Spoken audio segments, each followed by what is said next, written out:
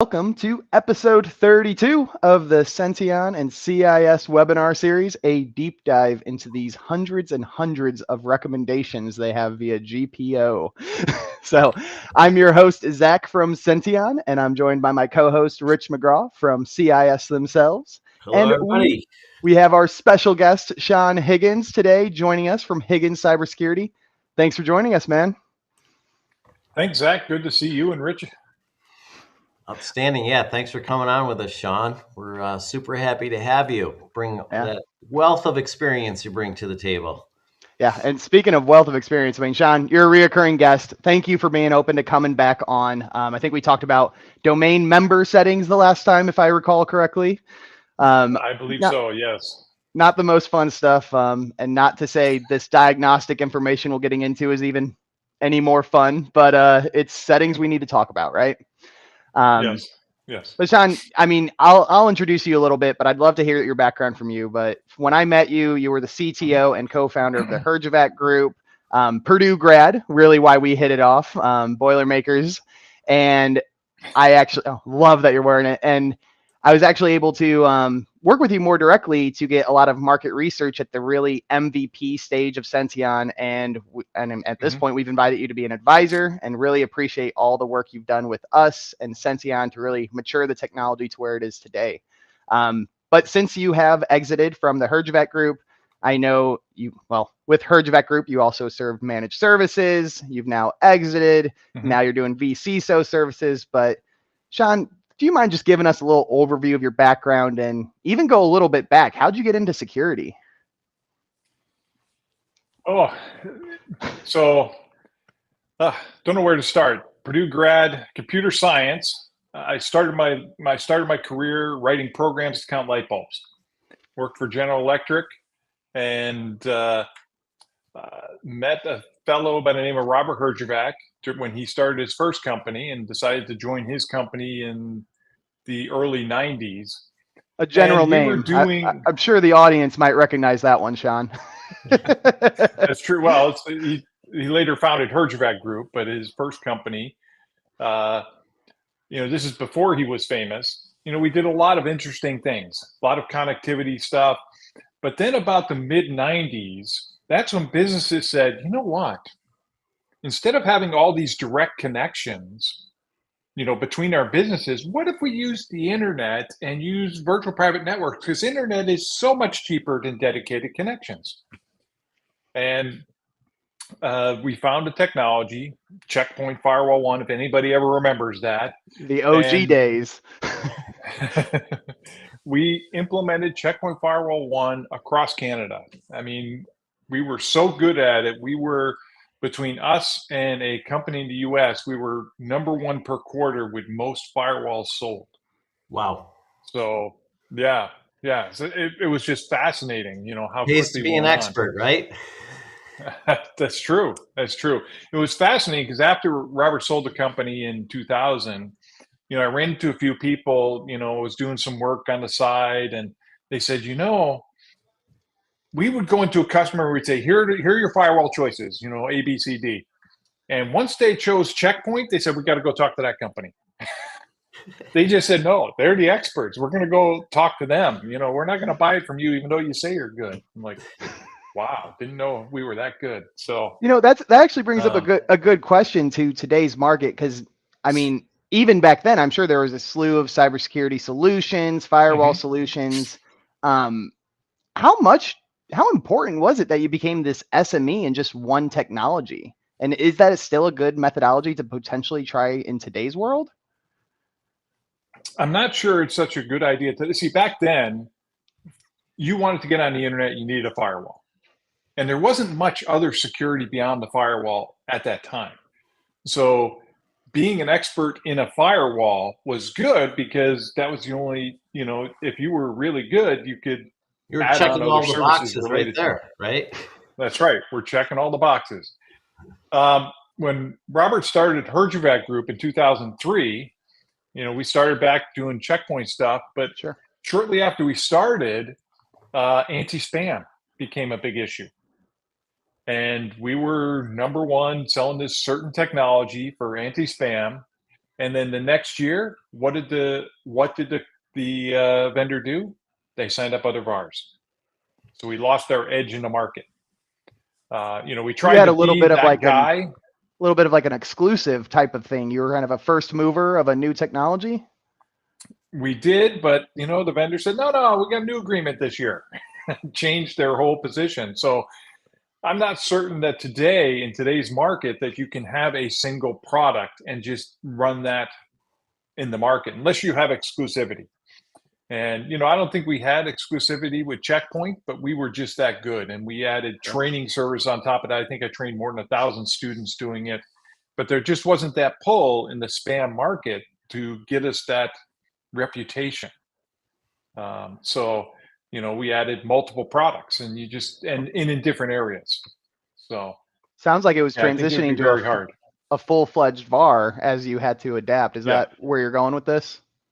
Yes. Mm-hmm. It's awesome. And I know when I met you, at least what we were evaluating was even going not just the VAR perspective, it was even like servicing the solution. So Mm-hmm. what are you seeing, back then compared to today with the line between VAR and managed services? Do you have to do both to exist? Are there still VARs that just VAR and are successful? What do you think? There are VARs that are just VARs, and there are managed service companies that are just managed services. What we're seeing, or what I was seeing at the time, is that companies don't have the experience to do security. So having a service provider to provide that level of security, I mean, I'm doing that right now by being a virtual CISO Yep. for companies, is helping them because they need that expertise, they need that guidance. The other thing that drives you to a managed security provider is that in a lot of cases, somebody's got to watch your environment 7 by 24. Okay. Thinking about that from just step back from a minute, looking at that from a resource perspective, that's at least 10 people Yep. to run a SOC 7 by 24. Okay. 10 people. Are you going to hire 10 people to sit in your SOC? Are you going to keep them trained? Are you going to make sure they're doing the right things? So taking that and giving it to a managed service provider who, has more than 10 people, but they're Yeah. doing this for multiple customers and they're training the people, it makes it an easy transition for many customers. As soon as they decide that somebody needs to look at our logs, boom, a managed service provider provides you that benefit. I feel like, Zach, too, when an organization makes the decision to use a managed services security provider, they're in some essence, I mean, they're trusting that provider to do the right things for them. And it really kind of takes out of the mix doing product evals and saying, look, you got to manage product X because, I'm trusting the MSSP to come in and provide the solutions that I need and protect my data, and that's just one thing I don't have to worry about. Yep. And it's interesting you bring that up, Rich, because when I talk to the managed service providers I work with, a lot of times they do want to position themselves as that trusted consultant that I think Dominic talked about that yesterday. But I want to go back to the VAR thing because I think this is an amazing space and I do think it is innovating and adapting with the times. That VAR in a lot of cases already is that trusted advisor, even though they aren't doing any of the management. They're just recommending maybe some trainings, right? How critical is this concept of becoming that trusted advisor? I think is the sales term for it. The advantage is that if you bring a new, so I think to be a good VAR, you have to listen to your customers. I mean, that was when Robert's first company shifted from doing bridges and routers and that kind of stuff to firewalls. We listened to the customer. The customer said, hey, we're going to get rid of all this stuff and we're going to do the internet now. So now if you're working well with them, you bring them a solution to help them move forward to solve their problem. So I think that's, if you're doing it right, that's what you're doing, is you're building that relationship and saying, okay, you've got a problem. Here's what I think will solve it. Here's how I can help you solve it. And if you're trusted, they'll move on with you. Yeah, and people have been approaching me a lot because we talk about that a lot on this show, Zach. And Yep. in some of my interactions, people have approached me and say, how do I get this trusted advisor kind of status you guys refer to? And Sean, I think you Mhm. really nailed it. In kind of more basic terms, is you're walking down a journey with your customer. Mhm. And, Yep. I think you have to really be committed to that journey and not look Mhm. for the short wins. I mean, all of us could go Mhm. into any organization and find a couple of things we could sell real quick. But Yep. that may not be, what the customer's looking for. They want someone that they can trust and go down this journey and, see the forest through the trees and, kind of Mhm. be along for the long haul. And someone that, and then when Sean or Zach brings that solution to the table, the customer is really going to listen because they know that you're invested in this journey, and if you bring it up, it's probably going to be in their best interest. And that's when you Mhm. can really help, be in the best interest of your Absolutely. customer and your own business. Yes. Yeah, and part of it is going to be that taking care of the customer as well. I think is, you can't just sell the product and walk away. You've got to be the helping them if when they run into problems, whether that's you are providing the support for them or you're just being that person. See, one of the key things that I learned, because I've done support for many years, because you install new technology, you end up supporting it, It's just how is it goes, whether you the want it or not. I know. The customer doesn't really, the customer wants their problem fixed, but really what they want is to know you care about fixing their problem. Hmm. Interesting. That's the big thing. Instead of just fixing it, you care about fixing it because it may take a while. It may be a bug that Because needs a you're on that patch. journey together, right? They want you Yeah, to be but you're invested. with them and saying, "Look, they're working on the patch. I got it. I tested it. It failed. But you're Yep. in communication with them. You're helping them. You're saying, "Look, I care."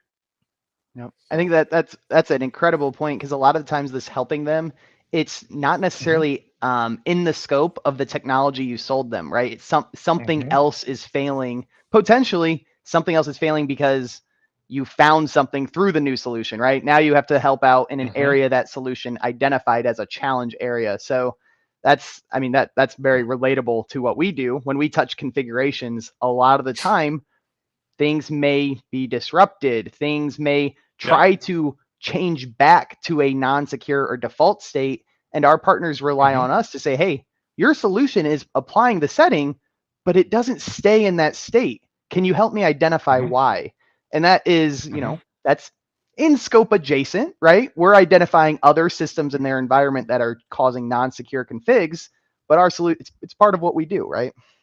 And Well, one of it's the key. You can't just put a solution in and say, "I'm done."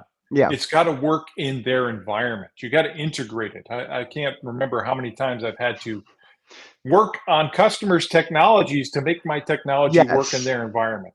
and it's good to have a roadmap. And a discussion that I've Hmm. been having with MSPs that are trying to figure out, hey, where do I start? And how do I begin this journey with customers, and kind of start this relationship?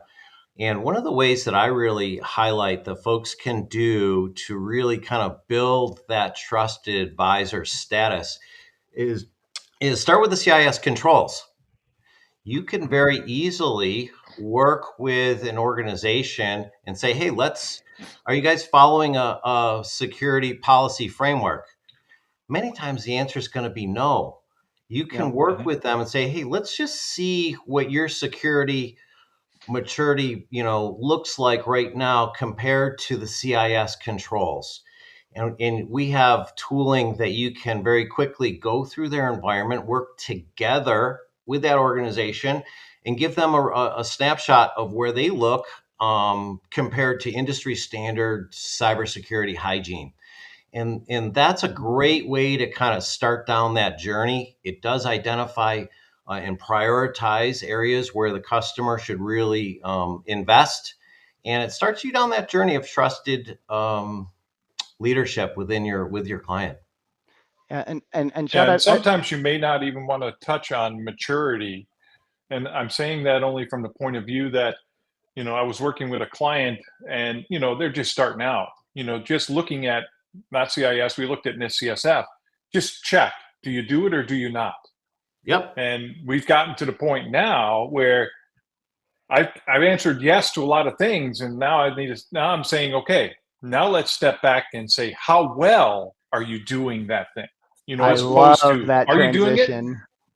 Yeah. Are Where's you the doing it? evidence? Great. Where's the evidence, right? Right. But we're doing it. Let's just make sure we're doing it first. Okay. Now, how well are we doing it? Because now we're going to move it up to the next level. Yeah. As opposed to talking about, let's talk about maturity. You want to get to a 3 out of 5, and that's a little too much for starting out. Yep. For starting out clients. Yeah. I've actually heard conversations around this exact topic. Something I know Pax8 and CompTIA have talked about is this concept of partially meeting, fully meeting, or facilitating to meet, right? 3 different levels. And that's really interesting because there's not a lot of solutions that could fully meet any aspect of any framework, right? There's no silver bullet, right? So a lot of these is identifying, hey, I have these 4 solutions that are all partially contribute to this aspect of NIST, this aspect of CIS. And that's really important to document and understand. That's an awesome takeaway on that. And to ask one more question to you, Sean, on the concept of frameworks, I go to a lot of my calls working with MSPs, and Rich, you've probably seen this as well. I'll ask them, hey, do you guys follow a framework? We follow CIS. Is this something you follow? Do you follow something like it? And I still hear today, no, I don't follow a framework. What's your view on framework? Do you view them as highly critical? Like, what does a framework mean to you when you were growing the HRGVAC group? Well, the frameworks that we typically followed at HRGVAC group were really what was required for the customer. Okay. And if you don't have a requirement, I'm working with a software development company. They write software that runs on computers, not a SaaS solution. So there's nothing they're required to do. So what I like to start with is I can't remember who put it out. There's a ransomware checklist. Okay. It's like 30 things to protect your organization against ransomware. And just, again, checking them off, not going through a maturity. Then what I like to move people to is NIST CSF because people understand that. Sure. And again, checking off, but then looking at maturity once they get to that point. Yeah. If they're a SaaS provider, they're an MSSP, they provide a cloud-based solution, SaaS. Then I start looking at SOC 2 Type 2. Sure. Because first off, people are going to start asking, hey, you're providing this solution to me. How well are you operating it on the back end? And that's what SOC 2 Type 2 does, is it says, what are your standards? Yeah, you're doing security, but show me you're doing it securely and prove it. So that's what SOC 2 Type 2 does. And, at least it's out there. It says, yeah, I have a security policy and I follow it. Great. So with your vCISO service, you are leveraging, whether it's, NIST CSF or a ransomware checklist, you're referencing something when you go into these calls so that you can, is there like an educational aspect as to why you're focusing on this, or describe to us a little bit about the Higgins cybersecurity vCISO process? So first off, I go in and I like to understand, where is the customer today? Okay. I spend lots of conversations talking. I like to start first off with the business aspect and understand, where's the business going? What's important to the business? Because any good cybersecurity program is in alignment with the business. I'm not coming in and saying, buy this solution, even though your business is going over here, that doesn't match. You want to make sure whatever you're recommending is in line with the business and what's important to the business. I think the customer that I'm working with has been doing some stuff, and once I understood where the business is going, then I could say, okay, now we're gonna secure the base. There's some base that you need to do no matter what you're doing in security, but then they've got a MSSP portion of their business. Okay, so now we're working on SOC 2 Type 2 over here. They're developing software. They don't have a secure SDLC, so let's work on developing a policy for that, which took several months, but that's okay. We have a policy now, and now it's starting to live with that policy. So I'd like to understand where you are, what's important to the business, and then start developing a roadmap to improve them.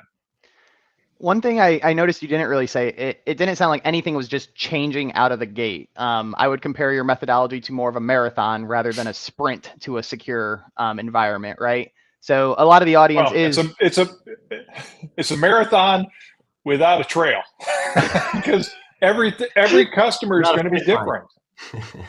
yep.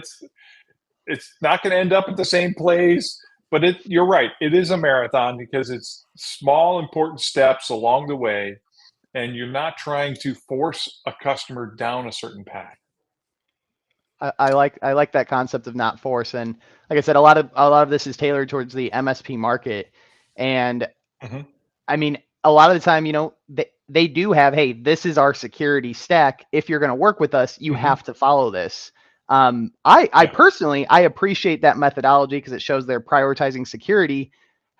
What's your view on that piece? Is it somewhere like, hey, we need to build up to this, or right out of the gate, things should start changing?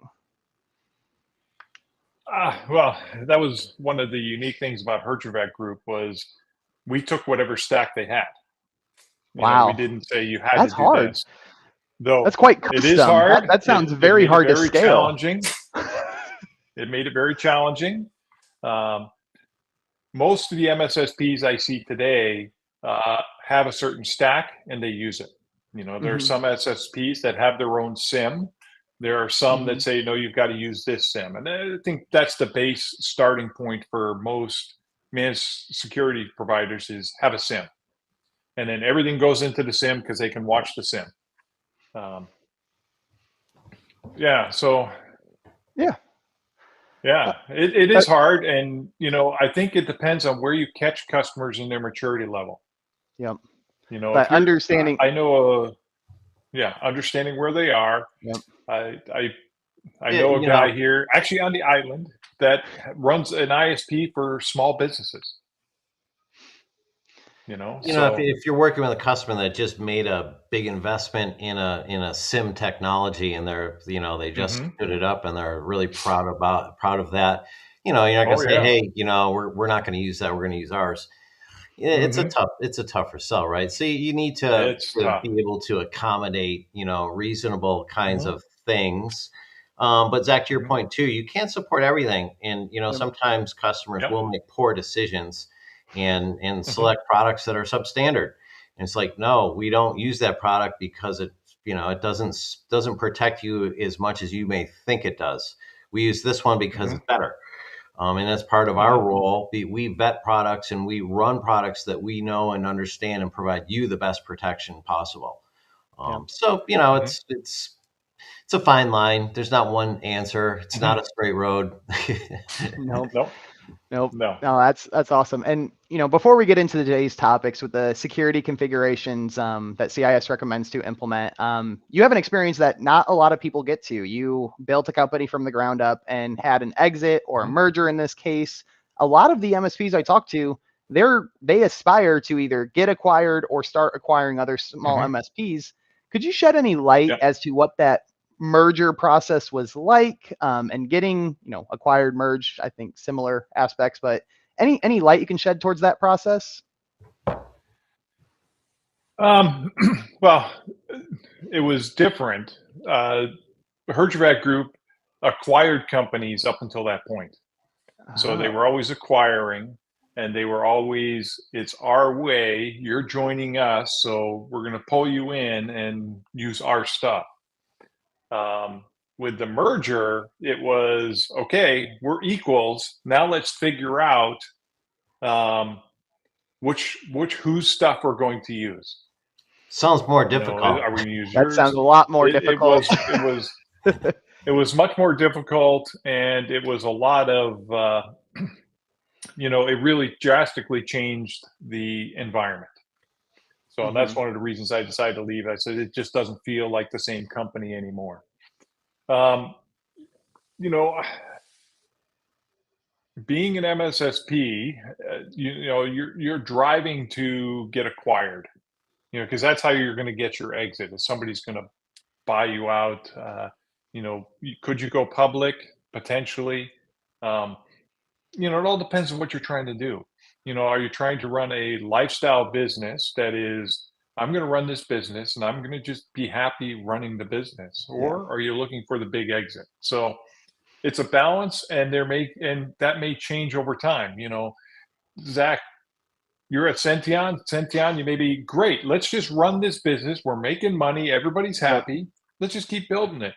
And then somebody can come along someday and say, hey, we're going to offer you a bazillion dollars.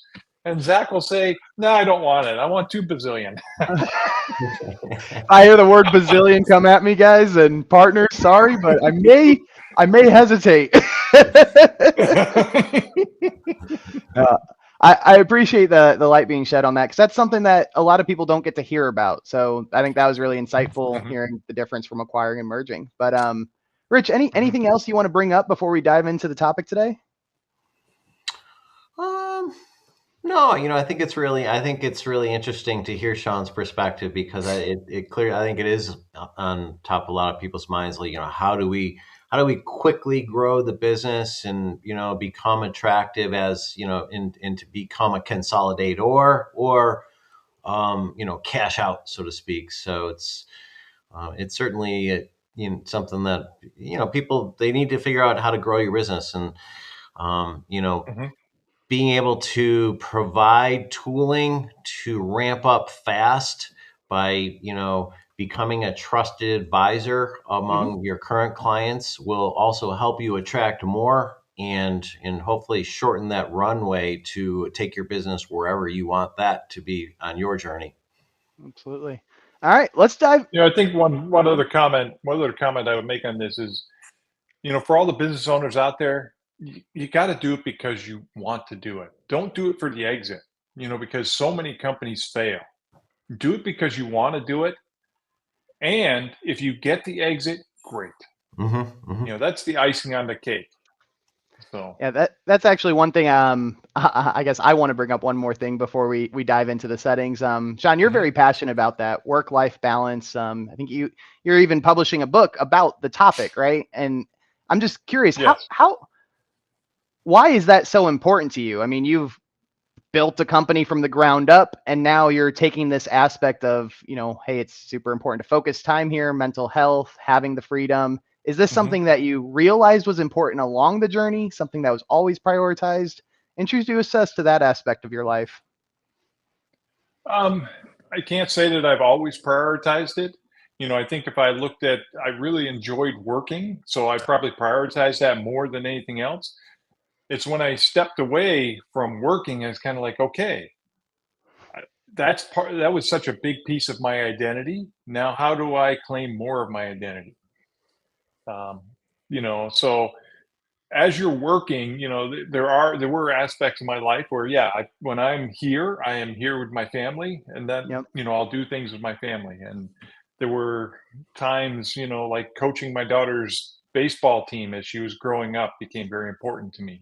Find those things that are important to you and balance them the best you can. And because things you're doing today won't last forever. Zach, you're not always going to work at Senteon. Okay. At some point, something will happen. Yep. Maybe you'll retire at some point from Senteon, but then you've got something after. No, but something will change. Everything has a life cycle. So, yep. Yeah. Everything has a life cycle. Yeah. I think that's something that's really important for us to talk about and bring to the forefront, especially the system admins and the security engineers that listen to this series. I hear all the time, it's so easy just to get into the zone and even miss meals, right? Let alone prioritize time for yourself. So appreciate your section on that. And yes, hopefully one day Senteon is where I'm retiring. Let's make that into a reality. All right, today's topic. I know we're going to talk a lot about data collection. Who knew Microsoft wants your data and probably won't help you, but we'll dive into that a little bit. And then the other topics we'll get into is delivery optimization and desktop app installer settings. So if we can pull up the first slide here with the MITRE attack techniques.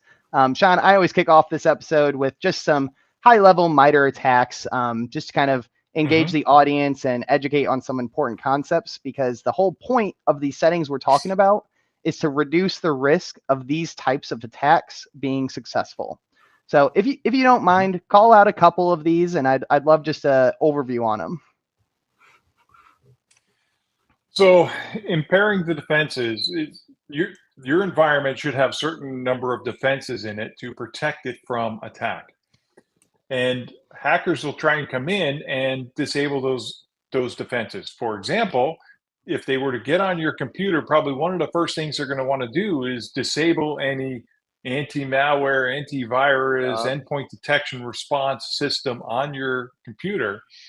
And from a strengthening your environment perspective, you want to make sure that anything that happens on that system is logged so that somebody can look at it and say, wait a second, this system just deleted the antivirus system. Okay, something's going on there. Maybe we should go check on it. And that's a good example. But would you even say, like, any of, let's say you have a hardened baseline like we talk about in these, if one of those settings were to change at a odd hour of the night or even during the workday, could something as little as a general GPO change be an indicator of compromise? It could, depending on the GPO setting. Maybe it's one of the settings we'll talk about later is allowing command line installation. Yep. I don't remember the exact setting. It's along those lines.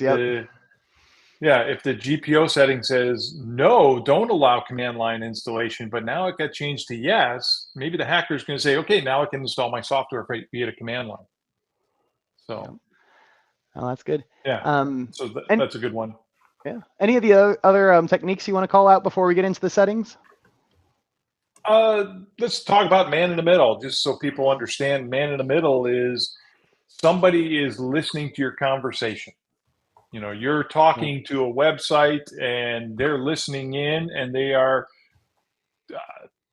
inserting information. I mean, this used to be a big concern with web browsing because a lot of sites used to be just HTTP, which was clear text along the internet. You could have just, get a sniffer, get in there and look at it. You could insert traffic into that, all kinds of fun stuff. Now with HTTPS, it's a lot harder to get in that conversation. So man in the middle is a little less, but it doesn't mean that people are not still using insecure protocols or not checking. I mean, that's one of the risks of going to a coffee shop and getting on their public Wi-Fi is somebody could redirect the traffic through them, and instead of sending you to your HTTPS site of your bank, send it to an HTTP site of your bank. Thankfully, browsers are starting to say, wait a second, this is insecure, as opposed to just leaving it up there and letting you decide. So, yeah, perfect. And I'll call out one as well, this user execution too, right? These GPOs and benchmarks we talk about today are not just to mitigate the risk of an attacker getting in and being successful. We're making sure users can't accidentally do something internally to your environment, right? So correct. But with that, appreciate the high level on that. We do have quite a few settings to dive into today. Fortunately, a lot of them are similar and tie into each other. But Rich, really quick, 30-second high level, CIS benchmark, why are they important?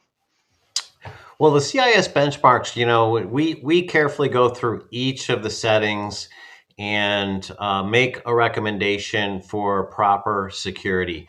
And what's really great about them are the way we lay out the settings is we enumerate kind of what the policy is about, what the recommended value is, and what the potential impacts are for that setting. So CIS does a really good job. I mean, sometimes it's not always clear what Microsoft is talking about in their setting, and I think we'll see evidence of that in today's dialogue. We will. And what does that really mean, and why does it seem like it's a double negative here in things like that? So CIS does a great job of just kind of laying out what that is, what it means, and how you should configure your systems to be protected properly. Spot on. I think that's a good overview. And one caveat as well, all the recommendations we talk about are recommendations. You don't have to follow them to 100%. Make sure they work with your workflows and your environment can handle it.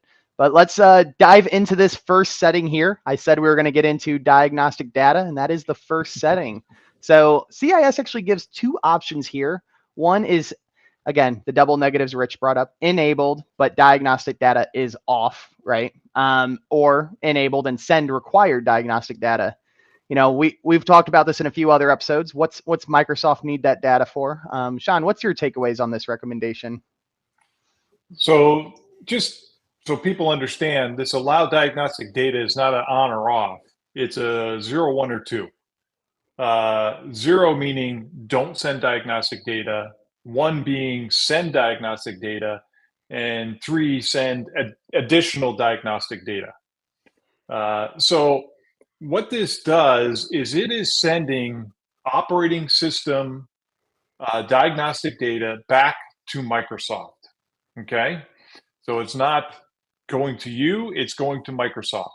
So keep that in mind when you decide whether or not you want diagnostic data to be sent to Microsoft or not. Because, you know, Microsoft is not going to look at your diagnostic data and say, hey, Zach, I think your Windows system's been hacked. Maybe you should do something different. They're not going to call you. So You'd like to think they would, right? If they have this data, what else are they doing with it? Wouldn't that be what they'd use it for? well, they are calling you, but they're not calling you for that reason. So, Yeah. or the people pretending to be Microsoft are calling you.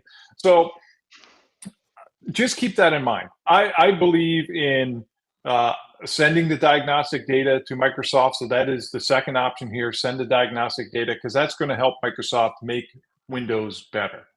Yep. The first option, if you really don't want to send, right. If you really don't want to send the data, then you turn it off. The third option is send additional data. You always want to minimize the amount of data you're sending to somebody else. So don't use the third option. Yeah, let's pause on that for a second because, Sure. you know, I feel like it's not very well known. What is this data that is actually being collected?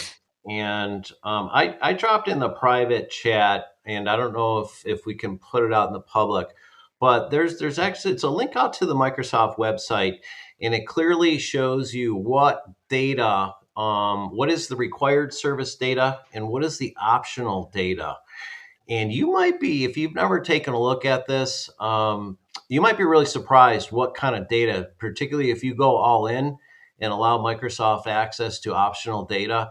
They have access to, you know, your browser history in those instances. They have all kinds of telemetry, what apps you're using, how long you're in those apps, what drivers you have, what your configurations look like, and they're ripping that right out and storing it on your behalf for their benefit and potentially yours in the future.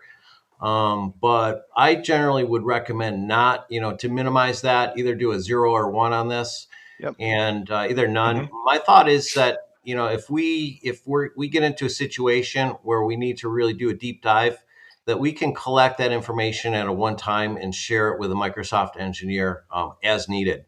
So I look at some of these on that way, but I know a lot of people do sign up and just do the required diagnostic data, and that's okay. But definitely don't go all in on this setting. Yep.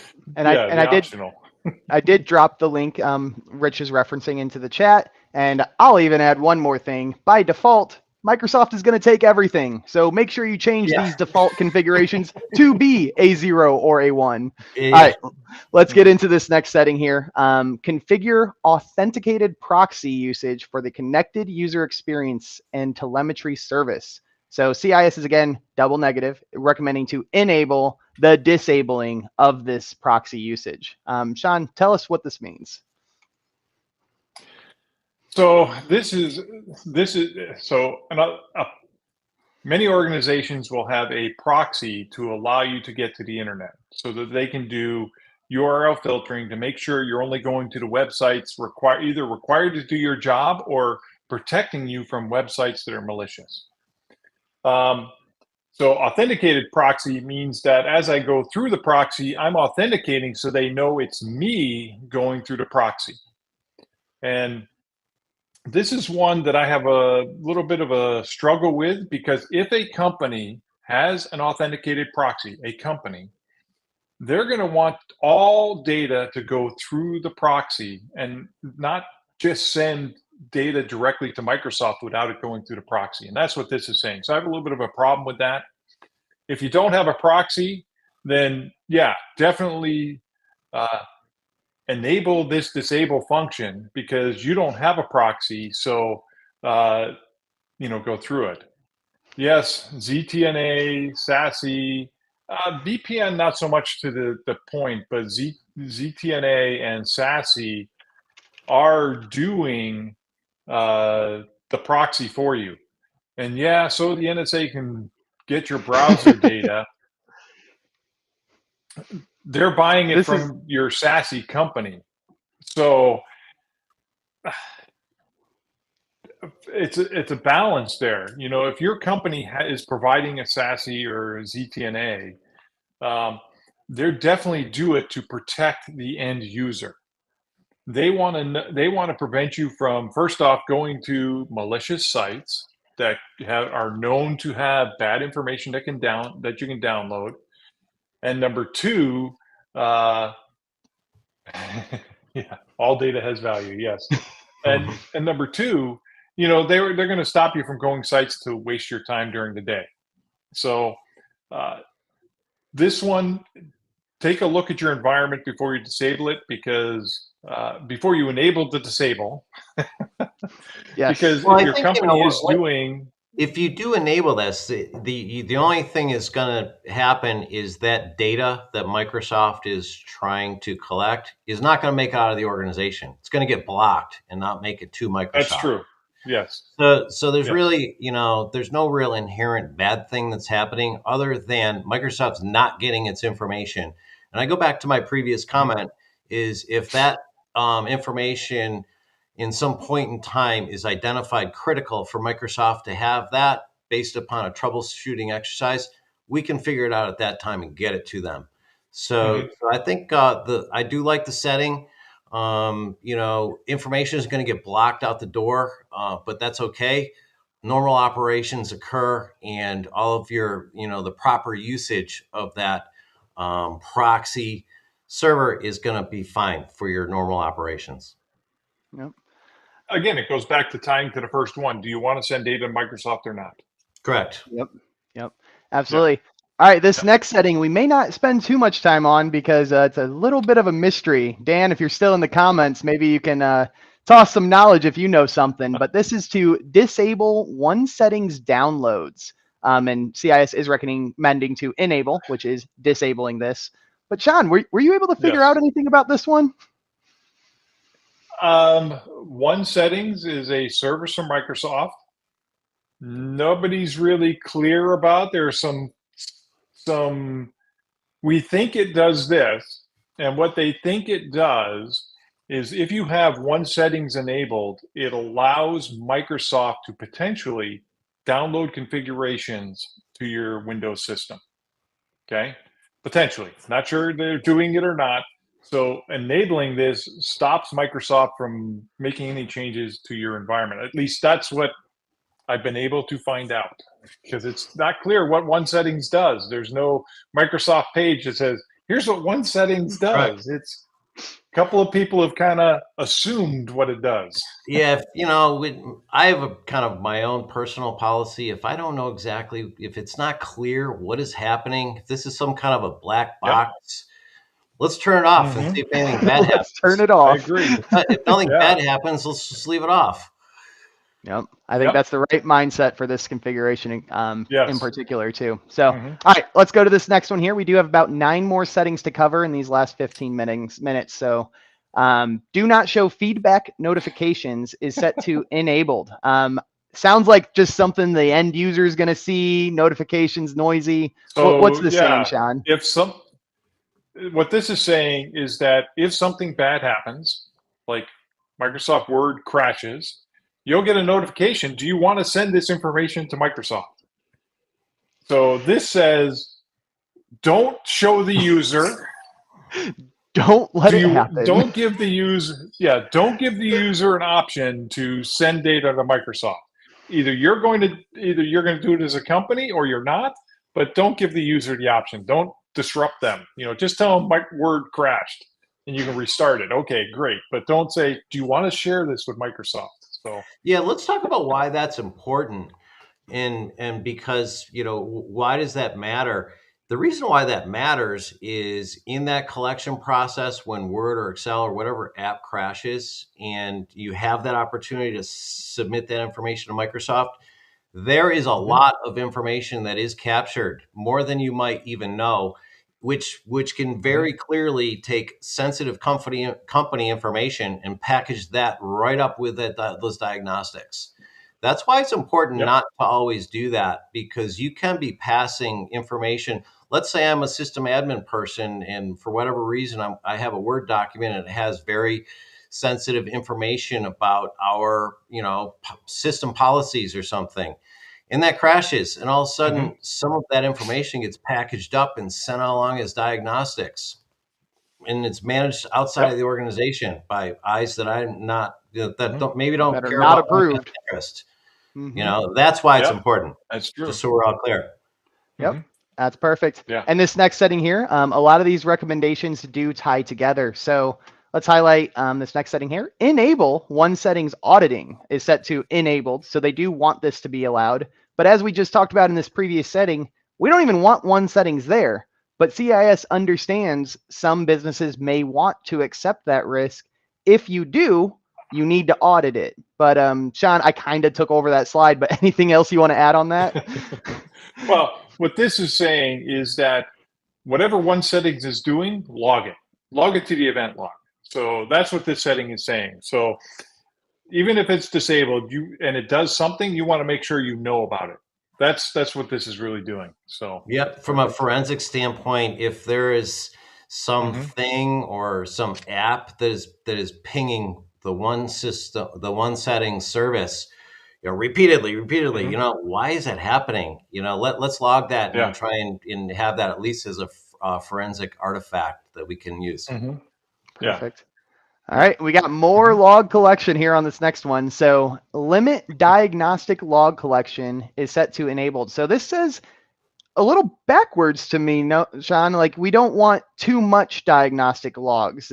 Is there a too much to this process? There is too much, kind of like what Rich was talking about with our first setting with the privacy stuff is, you want to collect certain information to help you troubleshoot the problem, but you don't need to collect everything, So this limits it to a smaller set of data that is collected as opposed to giving them everything, give them the keys to the kingdom. So yeah, and if you follow that link, definitely if you want want to to limit it. learn more, that link that we posted out in the chat for everyone to take a look at, it will show you what is kind of the basic and what is the extended, and the differences are huge. You should really look at that and understand it. Perfect. All right, and this next setting here, also another one that's limiting. This says limit dump collection, and CIS does recommend to limit that. What does this mean? So this would be typically it's considered a memory dump, a memory dump of what the application was doing at the time. So you definitely you don't want to send them all the memory. First off, it's large. Second off, there could be passwords in the memory. There Right could on. be sensitive data in the memory. Yeah. So yeah, you don't want to give them complete access. As Rich said, if it comes down to it that you need to do it don't just enable this, do it working with a Microsoft person and saying, okay, I need this data because I can't figure it out. Okay, let me share it with you. Fashion. But you're knowing that you're doing it as opposed to it happening in the background. Yeah, that's accepting a risk. We can, I can get my head around that risk. I'm working one-on-one with an engineer, and we're trying to get to the goal line here. That risk I can accept. Just throwing it over the wall, and we don't even know where it's going, or if it's going to be used, or who's going to get access to it. No, thank you. And won't spend too much more time on that concept. But even if you are changing it temporarily, right? It's very important to document these exceptions. Make sure you go through the appropriate workflows. Because again, they're GPOs, but GPOs can be one of your strongest security tools if they're used appropriately. So just want to make sure it's emphasized to document this risk, even if it is a temporary accepted risk. All right. We're going to leave this data collection topic and get into some more interesting settings here. All right, so this is toggle user control over insider builds is set to disabled. So Well, that already sounds pretty scary, and I'd probably never want. I personally don't like this. I don't personally don't like this only because I like the insider builds. I like to play with new stuff, but I don't want my organization running these insider builds because they may have bugs, they may have vulnerabilities, they may, you know, just crash all the time. So for the general user population, you don't want them running the latest and greatest software. Me, I just like to live on the edge. I live on the edge all the time. So You put yourself in exception group of Sean. that's right. That's right. So, but you know, you want to control the software they're getting. You don't want them to say, "Oh, I want the latest version of Microsoft Outlook." Wait a second. The IT folks haven't tested it to make sure it works before it's deployed. So that's what we're preventing. Perfect. Good overview. And this next setting here is actually a first and an only in the workstation CIS recommendations. They say you could set this to anything, but don't set it to enabled internet. Rich, I don't know if you knew that was in the benchmarks, but that surprised me. Well, but you have to understand this. It took me. I had to did some research on this. So when you download, this is for downloading updates from Microsoft. Okay. Yes. I did not know that there was a way for me to get downloads of updates from peer systems. Yeah, it's a peer-to-peer thing is really what this is about. Yeah. So there's a bunch of different settings. One of them is allow peer connections on the internet. You know, this is to save Microsoft, and you know, hopefully you get better performance because you're talking to a computer that's near you. But I don't know if I trust a computer that's near me. So I think, you know, for me, when I looked at this, let me just, there we go. The settings that I you know, anything but number 3. 3 was bad, okay? Because that means peer with the internet, peer with internet devices, okay? You don't know what those internet devices are. If you have an Active Directory environment, then you might want to use 2. 2 means you can peer with devices in your Active Directory. So that is hopefully trusted devices. And if you're uncertain, set it to 0. 0 is no peering, period. Don't Microsoft only. Yep. Trust only Microsoft. Right. Go direct to Microsoft. Don't pass go direct. You can't go wrong that way. There can be definitely use cases where, you know, where you, as Sean described, within your domain, there might be a use case that makes sense. But in general, go to Microsoft and you know, it's don't trust but verify. But you know, we talk about that plenty. All right, we got 4 settings and 7 minutes. This next one here is enable app installer is set to disabled. What's this mean, Sean? So there is actually a program on your system to allow you to install, update, configure software from command line. And this is to prevent users from being able to use that command line program. You know, as we talked about the, you know, settings changing, if this setting were to change on a system, this could be important to note because a hacker who has command line access, he's not going to hopefully not get your Windows access by logging into these. He basically has command line. If he's able to change this to enable, he can now run an installer to get his software installed. Yep. That's terrifying. And there's never a use case where a general user is going to be doing that. Hopefully they already have all the software that they need. If they don't, well, that's a different discussion. Yep. All right, next setting here, and thanks for the slide change. So enable app installer experimental features is set to disabled. Probably a similar story to your insider builds, but tell us a little bit more on this. Similar story to insider builds. This is, again, this is one of those things that you don't want the general population running experimental features because they could have bugs, they could have additional vulnerabilities. So you want to make sure that the general user can't install these, because, first off, they install the software, it may start crashing. That puts an extra load on your IT help desk, and they haven't Yeah. seen the software. So they're like, what do you mean? Outlook works great for me. It crashes all the time. What did you do? Oh, I downloaded all the. Having a proper inventory of what software is running in your environment is a basic Yes. tenet of security. So, just introducing things that no one knows about is never a good idea. Your Yep. security team needs to know what's in the environment so they can secure it properly. And Sean, you actually mentioned something that I do my best to preach as loud as I can. You talked about users potentially doing something and then increasing the amount of tickets to the IT team. Oh, yeah. So would you, in your opinion, right? I'm not saying you have stats to back this up, but having a standardized hardened baseline across the enterprise, would that reduce the amount of tickets? Typically it does, because most of the systems will operate the same. You're not going to get, if something happens unique, yeah, you're always going to have that. But if you have a standard image, standard configuration, the software will probably run the same on all systems. Yep. Awesome. Which reduces the workload of your help desk. I always want to hammer that in, because everyone, Rich, I'm sure you're aware, there's a huge, I call it a myth at this point, because the majority of our partners are implementing 98 to 99% of the level 1 recommendations. But there's still a fear with every new user that comes onto Senteon. You're going to break everything. Yeah. We've proven time and time again that's not necessarily true. And there's just a fear around the CIS benchmarks. Well, you want to give your help desk every advantage they deserve and they can have. And one is if someone is calling in with an issue, you minimally know what their baseline looks like. So you're starting with a common understanding, and all of a sudden from there you're trying to diagnose a delta from a known baseline. But if someone's calling in and you don't even know what they're running, each person's environment is unique. You're starting a discovery exercise with every ticket. So, try and, be kind to your help desk people, make sure everyone has a common baseline and a common understanding so they can focus on the issues and not just straightening out basic issues along the way.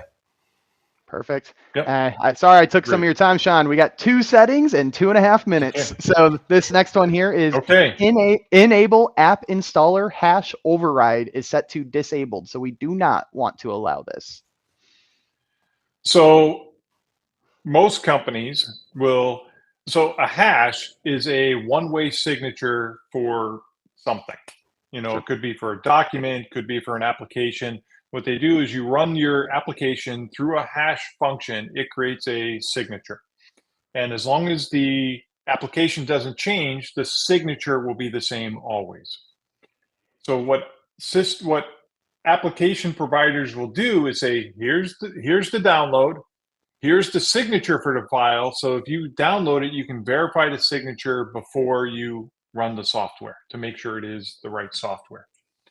So what this is saying is we want to make sure that nobody can override that. So if you start an install of software and it says, wait a sec, the hash doesn't match, the user can't say, I don't care, install it anyway. You want them to not have that option. They will just fail. It says, oh, the hash doesn't match, we're not going to allow the install. So that's what this is doing. So that's what Rich has been hammering this whole time. Know your assets, know what's out there. Don't allow other things. Cool. All right. Last setting of the day, Sean. Enable app installer MS app installer protocol is set to disabled. You got 1 minute, Sean. What do you got? Okay, 1 minute. So the interesting thing here is MS app installer is a HTTP protocol. And what it does is if you get this MS app installer protocol and it's allowed, it actually will allow you to install software in transit. It's not download and you click on it, install, it is done automatically. So what we're saying here is don't allow that. Even if you get the MS app installer, then maybe it will allow it to download, but it won't do the automatic install on the fly. Perfect. That makes sense. Yeah. Awesome overview of that last setting. Sean, thank you so much for being the SME this week. Always love your insights on these settings. And as promised with every episode, Sean, I would, extra credit to the listeners, running a couple minutes over here, but I always like to give a chance for closing thoughts or anything you'd like to share, whether that's trends you're seeing about today's topic, anything you really want to leave the audience with. Not really. I think we had a great discussion at the beginning. So, kind of, the settings here that we've talked about, evaluate for your organization. The more you can lock down the end user from doing things that might harm your environment, the better. Don't allow them to install software. Don't allow them to run software that hasn't been tested for your environment. Yep. So. Awesome to hear. Well, thank you again, Sean. Absolute pleasure. Thank you for being here. And as always, everyone, we are here every week, 1 p.m. Eastern on Wednesdays. And we have 3 more topics lined up with Eric Monroe from Zephyr Networks coming in, and then Ruben Gerardo and Alan Hakim. Really excited to dive into these. And I actually, Rich, I haven't told you, we are officially booked up for the rest of this season. Our guests are all lined up, and the last episode, this has gotten pretty popular. It's been awesome to do this. The last episode is scheduled for April 10th, and after that, we might take a little break, and maybe we get into browser hardening. That's another hot topic that's hitting the market. So very cool. Thank you for being here. And as always with this last slide, Senteon is here to help with the remediation, monitor, train checking of the CIS recommendations.